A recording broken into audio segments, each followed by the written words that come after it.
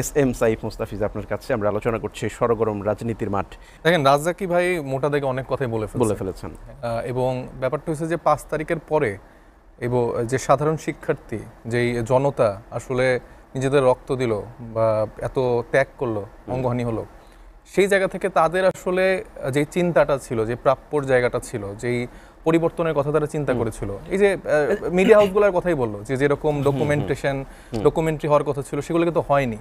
আমরা কিন্তু 3 দিনের মাথায় দেখতে পেলাম যে বিএনপি একটা বড় রকমের সমাবেশ করলো ওই রকম একটা ক্রাইসিস মোমেন্টে, এবং সমাবেশ করে তারা বলছে যে আমার 3 মাসের মধ্যে নির্বাচন হতে হবে। তো এই রাজনৈতিক দলটা মানে আমার খুব মায়া লাগে, মানে দলটার এতই করুণ অবস্থা যে এদের মাথায় আসলে আর কিছু চিন্তা নাই যে আমার কখন তোমরা ক্ষমতাটা বুঝাই দিবা, আমরা তো বাবা মানে পারলাম না, তোমাদের উপর দিয়ে ভর করে আসবো। বিগত সময় এটাই করছে তারা, মানে তাদের আসলে আমি খুব বেশি ক্রেডিট দেখি না। এরকম অভ্যুত্থানগুলোর ক্রাইসিসের পরে বিএনপি আসলে ফলটা খুব আনন্দে ভোগ করে, এবং যেই সময় আসলে যে আওয়ামী লীগ বা এরশাদ এরকম যে কিছু কিছু ফ্যাসিস্টরা ছিল, বিএনপির যে এরকম মানে পজিশন থাকার কথা বা যেরকম আসলে তাদের দায়িত্বশীল আচরণ করার কথা ছিল, তারা কিন্তু করতে পারেনি। 17 বছর ধরে কি করছে বলেন? তাদের তৃণমূলের হাজারো নেতা গুম খুন হয়েছে, ত্যাগ করছে, সব ঠিক আছে। তাদের সিনিয়র যে টায়ারের নেতারা প্রেক্ষাপট তৈরি করেছে, কি সেটা কিভাবে তৈরি করছে? আপনারা জুলাই যখন শুরু করেছেন কোটা আন্দোলন নিয়ে শুরু হয়েছিল, তার আগে তারপরে কোটা আন্দোলনের প্রেক্ষাপটটা কখন আসলো?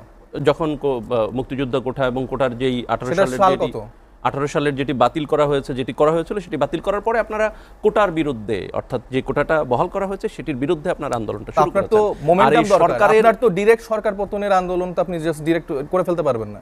না, বিএনপি তো আগে থেকে সরকার পতনের আন্দোলন করে আসছে। কোথায় করছে? সেটি হয়তো খুব বেশি বেগবান হয় নাই। আচ্ছা, এটা মোশাররফ ভাই। আমি বিএনপির সরকার পতনের আন্দোলন দেখিনি, আমি বিএনপির জাস্ট পাওয়ার ট্রানজাকশনের জন্য ইলেকশন কখন হবে এইটা রিলেটেড তাদের আন্দোলন দেখছি। মাঠে ঘাটে কেউ আসে নাই, আমরাও কোনোদিন ফিল করি নাই যে ওনাদের সাথে আমরা মাঠে যাব, কারণ ওনাদের তো এই যে দেখছেন না যে 200 না কয়টা হচ্ছে আসন ঘোষণা করছে, তারপর থেকে হচ্ছে যে সারা দেশে মানে কি বলে আগুন সন্ত্রাস শুরু হয়ে গেল, এবং এটার ফলশ্রুতিতে যে আওয়ামী লীগের যেসব মানে চোর ছেঁচড়ারা যেগুলো ছিল লুকায়, সেগুলো তো বের হওয়ার সুযোগ পাচ্ছে, তাদের সাথে ঢুকেই হচ্ছে এখন তারা অগ্নি সন্ত্রাসগুলো করতে পারছে।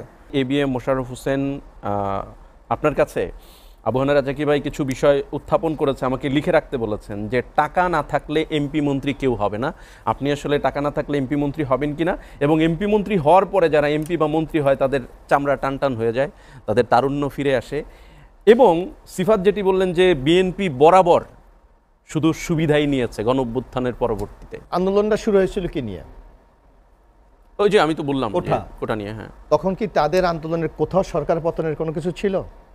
শুধু তাই না, যখন তাদের ওই সময় কোঠা আন্দোলনে যারা নেতৃবৃন্দ, তাদেরকে ডিবি অফিসে যখন ধরে নিয়ে গিয়েছিল, আপনার নিশ্চয় মনে আছে, আমার মনে পড়ে যতটুকু 17ই জুলাই, সেই দিন তারা কিন্তু যেভাবে হোক গণমাধ্যমে আসলো তারা আন্দোলন প্রত্যাহার করেছে। আপনার সেই দিন দেখেন, আমি ক্লিপ দেখাতে পারি, সেটা তো আমি একটু বলি, সাজানো ছিল। আমি তখন তো পাবলিক আর জানে না সাজানো নাকি।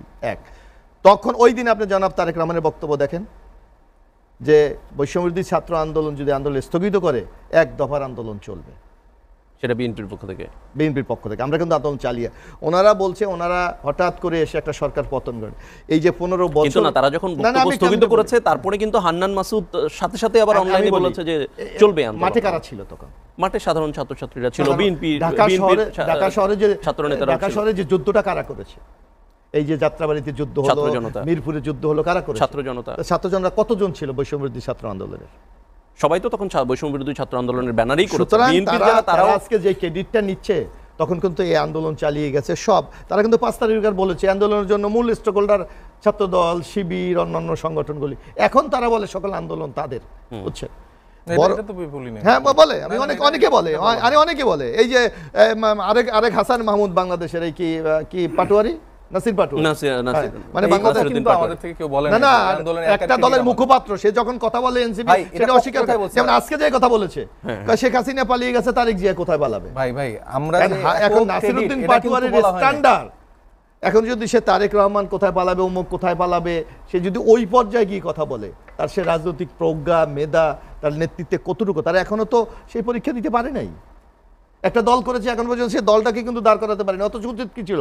5 তারিখ পর বাংলাদেশের মানুষ ভাবছিল একটা তারুণ্য নির্ভর একটি রাজনৈতিক দল বাংলাদেশে একটি ব্যাপক আলোড়ন তুলবে, তারা তো পারে নাই।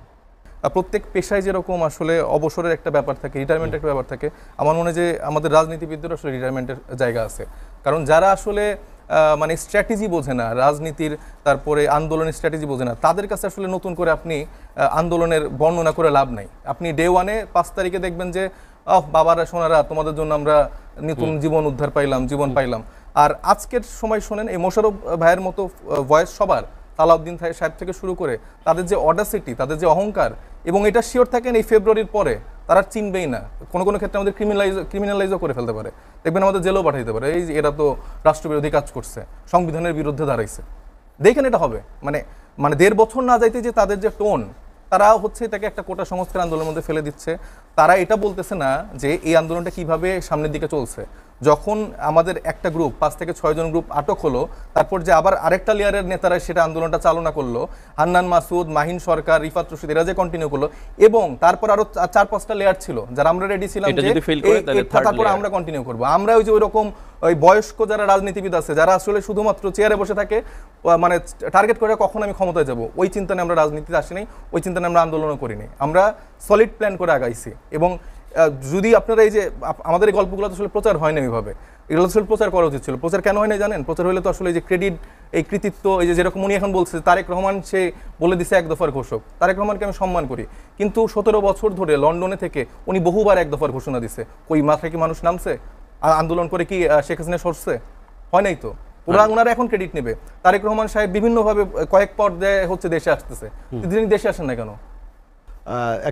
একটা কোঠা বিরোধী আন্দোলন করে একটা গভর্নমেন্টকে আপনি ফেলে দিয়েছেন, এটাতে আমরা রাজনৈতিক দলগুলো সহযোগিতা করেছে, তারপরেও তারা কিন্তু ক্রেডিট নিচ্ছে না।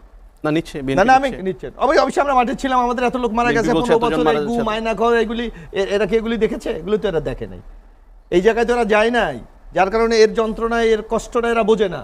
বরং এরা কি করেছে, আন্দোলনের পরই ক্ষমতা দেওয়ার জন্য 3 জন অ্যাডভাইজার হয়ে গেছে। এটা তো সুপারভাইজ করার জন্য, যে আসলে অভ্যুত্থানের যে স্বপ্ন সেটি বাস্তবায়ন ঠিকমতো হয়। যাদের কোনো অভিজ্ঞতা নাই, যাদের কোনো কিছু নাই, তারা কিভাবে সুপারভাইজ করবে? অর্থাৎ ক্ষমতার একটা মোহ এদের মধ্যে ছিল। যাদের কোনো অভিজ্ঞতা নেই তারাই তো এই আন্দোলনটা সফল করলো। সেটা কি আন্দোলন সফল করছে? আর অন্য রাজনৈতিক দলগুলাই ছিল, ওই যে ছাত্ররা শুধু দাঁড়িয়ে থাকলে আন্দোলন হয়ে গেছে। হ্যাঁ, আপনার তো কোথাও পাওয়া যেত না। কে বলছে পাওয়া যায় নাই? কোথায় ছিল? এই যে ঢাকা শহরে যে যুদ্ধটা হয়েছে, কারা যুদ্ধটা করেছে? কারা যুদ্ধটা করেছে? এনসিপি করেছে, বৈষম্যবিরোধী ছাত্র আন্দোলন করেছে। আপনি জনগণকে জিজ্ঞেস করেন আপনাদের বিএনপিকে। এগুলি বলে লাভ নাই। এগুলি অনেক কথা তো বলতে, আমি বললাম যে মিডিয়া বলা যাচ্ছে না। ওই শুধু আপনারা ওই যে টিএসসির সামনে দাঁড়িয়ে আন্দোলন সফল করে ফেলেছে, এটা তো ফ্যাক্ট। আন্দোলন সফল করে ফেলেছে, ফ্যাক্ট ভাই। আন্দোলন সফল হলে আজকে আপনারা এরকম করে কথা বলতে পারতেন? আপনারা কই সব পালাইছিলেন? কে পালাইছিলেন? আপনারা লন্ডন থেকে এখন আপনাদের নেতারা আসার একটা সুযোগ। সেইটা নেতা, এটা আমার দলের কৌশল, এটা আমি বুঝি। আমার আমি কি এনসিপির বুদ্ধিতে আমি চলি? আমি কি এনসিপির বুদ্ধিতে চলি? বিএনপি কি এনসিপির বুদ্ধিতে চলা লোক? ভাই চললে আসলে আগেই কাজ হইতো। হ্যাঁ, আগে কাজ হতো। দেখেন কয়দিন পর মাইক্রোস্কোপ দিয়ে কতটুকু খুঁজে পাওয়া যায়, আপনাদের পাওয়া যাবে না, সেটা দেখা যায়। আপনারা আসলে বিএনপি নেতারা আরামে আছে, এনসিপি নেতারা রিস্কে আছে। আপনি যদি বেশি বুঝতে যায়, রাজনীতি হইলো একটা ব্রেইনের খেলা। আপনি রাজনীতিটাকে আপনি এখন নিজের স্বার্থকে ব্যবহার করে নিজেদের কেরিয়ার করতে ব্যবহার করতে চাচ্ছেন, সেটা তো জনগণ অ্যাকসেপ্ট করে কিনা সেটা তো আপনাকে বুঝতে হবে। আপনি একটা রাজনৈতিক দল করলেন, এনসিপি 1 বছরে আপনি দিতে পারলেন না, আপনার দলের ম্যানিফেস্টো কি আপনি দিতে পারলেন না, জনগণ কি আপনার সামনে আইসে আপনাকে লুফে নেবে?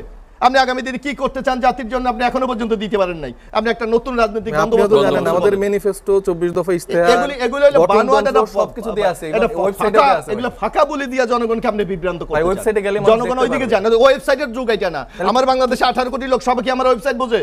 ভাই তাহলে কিভাবে দিতে হয় সেটা তো আমার ওয়েবসাইট বোঝে সবাই। আমার মাঠে যাইতে হবে, ঘরে ঘরে যাইতে হবে। কোথায় যাইতে হবে?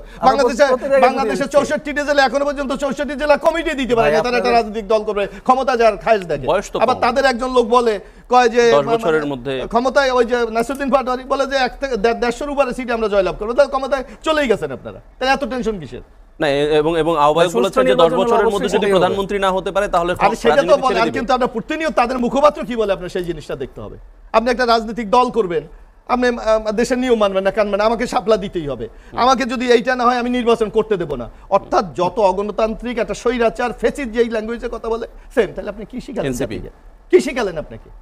কিছুদিন আগে বলেছে না, সারজিৎ বলেছে না, যদি শাপলা না দেয় বাংলাদেশের নির্বাচন হতে দেবো না। এটা কি গণতান্ত্রিক ভাষা? যদি বিদ্যুৎ না দেয়, আপনি বলছেন কি বলেছিল পঞ্চগড়ে, ওই কি বলে শুধু বিদ্যুৎ চলে গেছে, যে যারা বিদ্যুৎ চলে গেলে বাংলাদেশে থাকতে দেবো না এদেরকে। অর্থাৎ আপনি গণতান্ত্রিক না, ভাষা কলিজা ছিঁড়ে রাস্তায়- হ্যাঁ, কলিজা ছিঁড়ে রাস্তায়। অর্থাৎ রাজনীতির যে একটা লার্নিং একটা প্রসেস আছে, শিক্ষণ, আপনি সেটাই তো জানেন না, আপনি কি রাজনীতিটা করবেন? অসংখ্য যার জন্য তো আপনি 1 বছর 4 মাসে আপনি এখনো দাঁড়াতেই পারলেন না। অসংখ্য ধন্যবাদ ভাই মোশাররফ ভাই। সূরা হুত্তা তো আপনারা জানেন যে আমরা একটু বিপদ, আপনার না, না, আমি বক্তব্যের এটা সময় 10 সেকেন্ড, হ্যাঁ, মানে বিপদ কেটে গেলে মানুষ উৎফুল্ল ও অহংকারী হয়ে যায়, এটার একটা এক্সাম্পল বিএনপির বেলায় সেটা হয়েছে। ডেফিনেটলি। আমরা 15 বছর সেটা- ফাইট করলাম আমরা বিপদ আর তখন